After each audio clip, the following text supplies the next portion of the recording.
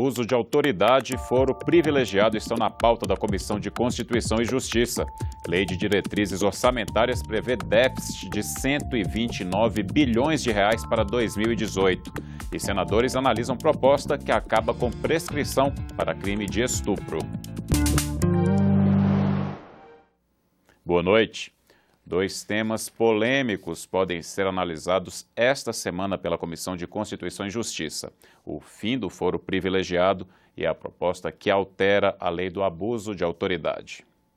O texto original do projeto que está no Senado prevê 30 condutas que podem ser consideradas abusivas.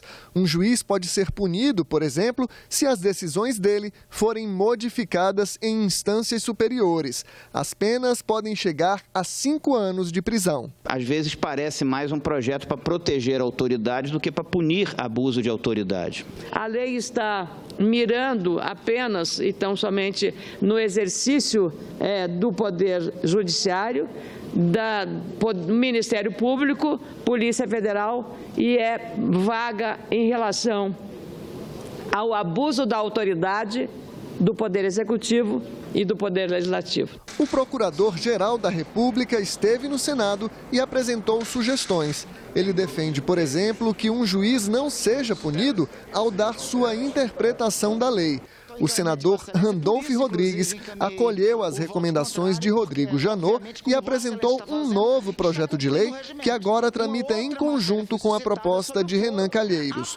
O senador Roberto Requião já apresentou 4 relatórios ao texto original e a expectativa é de que ofereça um novo parecer nesta quarta-feira, levando em conta as sugestões do Ministério Público. Um substitutivo que não impeça as investigações, que garanta a ação dos juízes e que, ao mesmo tempo, não deixe que saiam da estrada e naveguem off-road, naveguem à margem da lei. Eu tenho que proteger a cidadania e proteger a independência e a eficiência do judiciário e dos agentes públicos. A Comissão de Constituição e Justiça pode analisar outro tema espinhoso nesta quarta-feira: a proposta de emenda à Constituição do senador Álvaro Dias, que acaba com o foro privilegiado. O texto original retira a prerrogativa de função de todas as autoridades que cometam crimes comuns, até o presidente da República. Mas uma proposta alternativa pode restringir esses casos para crimes hediondos, lavagem de dinheiro e corrupção. É verdade que há aqui uma tentativa de apresentação de emendas que podem desfigurar a proposta original, preservando o privilégio. Se somos todos iguais perante a lei, como justificar a existência desse privilégio?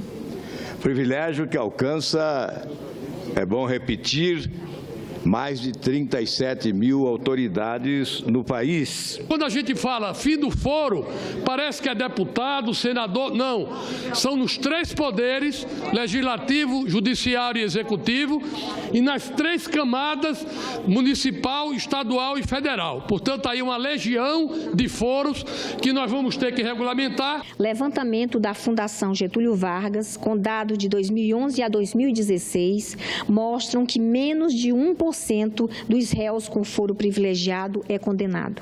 Parece óbvio que a população vê como injusto um sistema em que autoridades raras vezes se tornam réus e, quando se tornam, raramente são condenadas.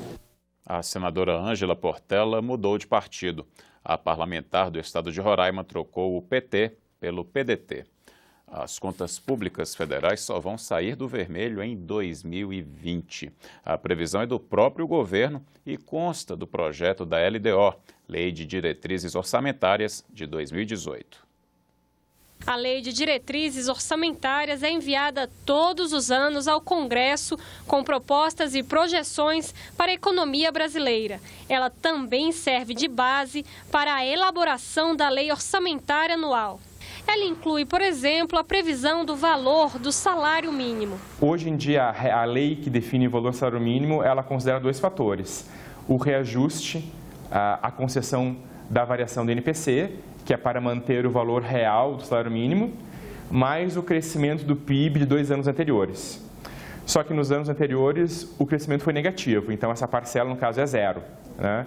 Então para 2018 se utilizaria o crescimento do PIB de 2016, que foi negativo, então em 2018 seria apenas a concessão da variação do INPC. E traz a previsão da meta fiscal, que é o número mais importante para as contas do governo.